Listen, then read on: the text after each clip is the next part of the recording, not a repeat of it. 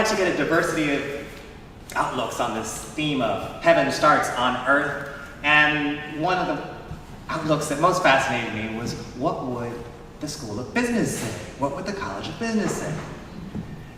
So next we have Professor Eric Dent, who's the Uncommon Friends Endowed Chair Professor of Ethics. He tells me that's a whole story in itself. Look that up, the Uncommon Friends. It's quite a fascinating story. He's in the Department of Management, the Lutgert College of Business, and he's done many things. I was fascinated because he started out at IBM with computer science, went into management, and then went even further and took his career in many different places. I'm always fascinated how you get from here to there. But right now, where is he? He's right here, the Professor of Ethics. I love that he also talks about workplace spirituality, and I'm curious how heaven starts on earth. Please help me welcome Professor Eric Dent.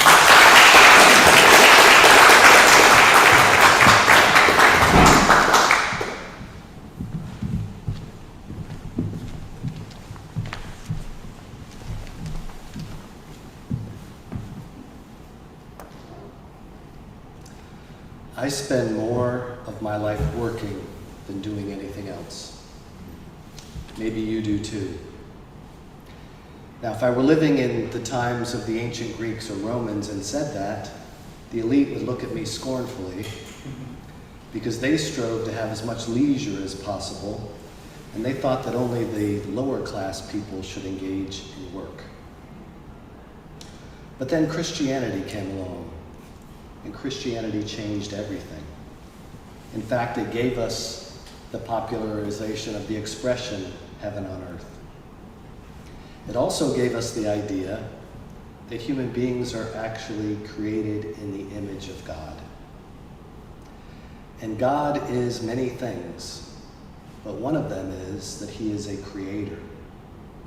So the elite of societies today can stand up proudly and say that I work, I create, and that I enjoy working. I want my work to change the world. I started off with a bachelor's and master's degree in the arts and sciences, and then went off into a career. And about halfway through that career, I decided to go back to school and get a PhD in business. Why in business, you might ask? Well, one reason I've already given you. I spend more time working than doing anything else, and so I am motivated to make the workplace be as positive as it possibly can be.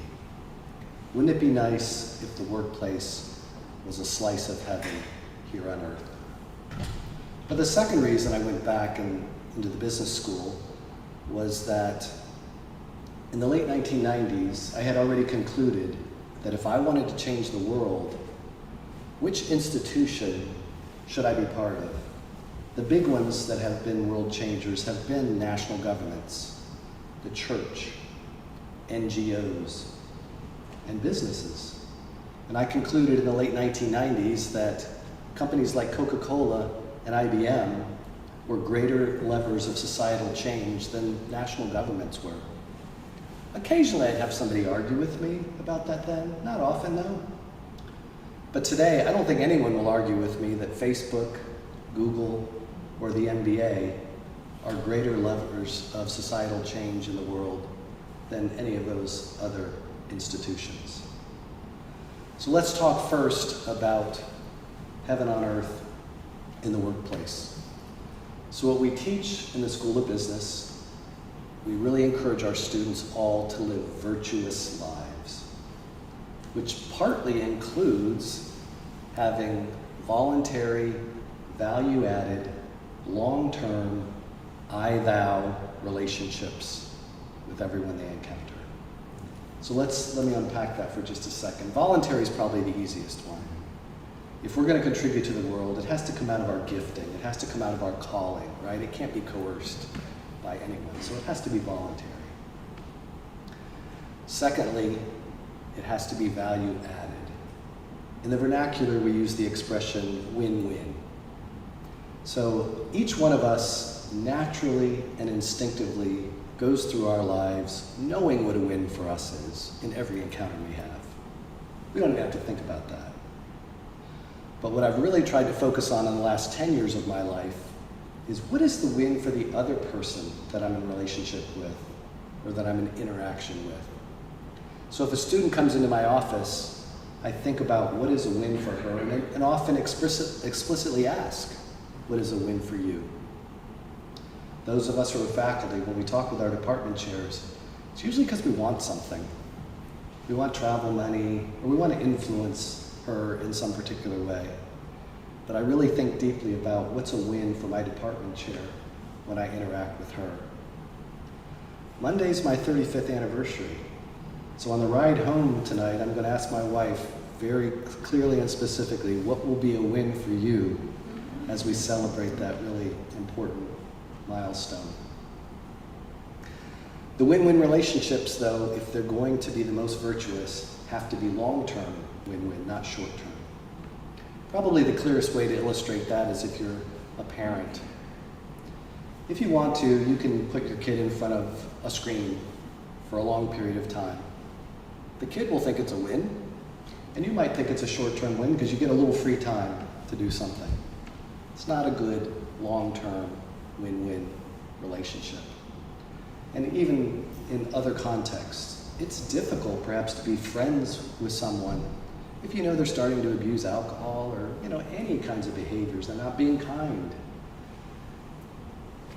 Then we have to not look for short-term wins, but long-term win-win relationships with people.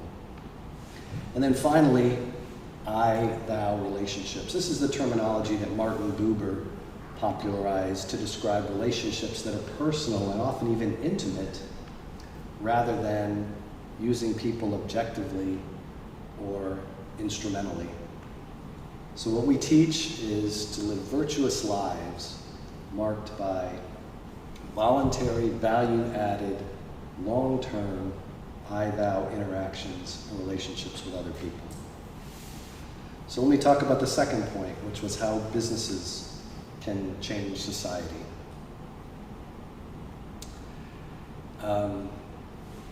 The common umbrella that we use for that activity is corporate social responsibility, or CSR. And we teach corporate social responsibility in the business school. In fact, we teach using the very same model that comes up in the colloquium class on sustainability. In the business school, we usually call it the triple bottom line, but basically it's a measure of people, place, and profits. That's what businesses are being assessed on today. And we really expect businesses to do things like make charitable contributions and to be good environmental stewards. So let me give you an example of one organization and a corporate social responsibility initiative that it launched in 2013. And it's one that maybe everyone in this room has participated in. It was done by the Amazon Corporation, and it's called Amazon Smile.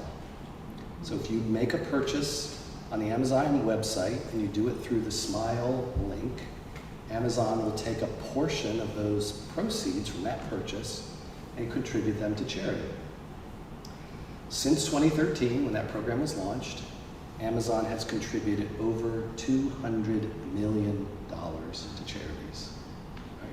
So bravo for Amazon. Now, what if I also told you that over a multi-year period, Amazon has taken $3 billion from society? And how has this happened? So the research that I do is all evidence-based, and most of it counters the prevailing notion. I get interested in a subject, there's a prevailing notion, and I think, that doesn't sound right to me. Let me see if the evidence supports it. So what I'm about to share with you is not the way that people commonly think about corporate social responsibility. But if you followed the news just a couple of years back, Amazon had a very public request for proposal that they put out to invite communities to compete for the location of their second headquarters. HQ2 was the nickname for this. Now, any community could apply. There were a lot of requirements, though. you had to have over 1 million people in your metropolitan statistical area. You had to have a lot of infrastructure in place, like a subway system pretty much was required in order to be in the game. You had to have a lot of Starbucks around. Really, seriously. And there were many other requirements. But perhaps one of the most important requirements was Amazon wanted to know how much you would pay them to locate about 50,000 jobs for their second headquarters there. And the initial winning bid was New York City. And New York City, New York State, and a couple other entities patched together about $3 billion that they would pay to the Amazon Corporation to locate that second headquarters there. It was about $48,000 per job that they would move for the second headquarters. So my conclusion is that the foremost and primary responsibility that any business owes to society is to fund its own ongoing operations. $200 million is great. $3 billion, even at this hour I can do the math, that's about 15 times what they've taken as opposed to what they are giving back in terms of corporate social responsibility. Now, it doesn't have to be that way, and I'm not trying to pick on Amazon because they're not the only ones who do this. This is a widespread practice. And we participate in that because we're part of communities that are often trying to put together as much money as possible to recruit businesses, right? Taxpayers or New York City, when they found out they won, were thrilled that they could pay $3 billion to have this location be their Amazon second headquarters. But it doesn't have to be that way. So let me give you an example that's different. Let me ask you by show of hands, how many people have ever been to San Jose, California, Boulder, Colorado, Research Triangle Park, North Carolina, and here we'll probably get everybody, my hometown, Boca Raton, Florida. All right. So each of those, if you've been to any of them, they're very desirable places to live. They're considered to be premier communities for people to live and work. That hasn't always been true at all. In fact, most of them were not even on the map a few years back, Research Triangle Park, in fact, was woods. It was literally woods between Raleigh and Durham. But a company came into each of those locations. Anyone have an idea what company that was? It's tobacco in Raleigh, Durham. Boca Raton, Boulder, San Jose, Oh, same company. Same. You know. IBM. Right, so IBM went to San Jose, California when there really was no San Jose, California. When there really was no Boca Raton, Florida. Boca was just a little tiny location. Research Triangle Park literally was woods. And what they said was, we will build, not explicitly, but we will build excellence here. We will do this for society. Boca Raton ended up having about 20,000 jobs. Amazon was going to get 50,000 jobs.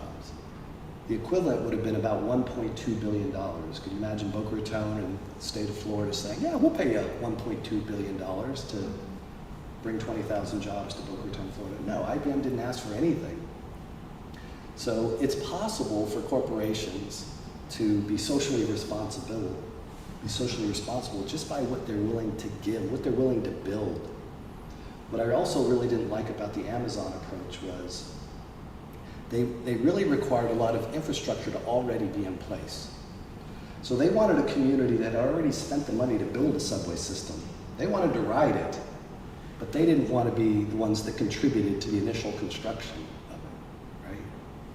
So my primary challenge when I speak to businesses is your first and foremost responsibility, if you really are socially responsible, is to fund your own ongoing operations. And my challenge for each of us, back to the first point, is to continue to live virtuous lives and to engage in voluntary, value-added, long-term, I-thou relationships with everybody that you encounter.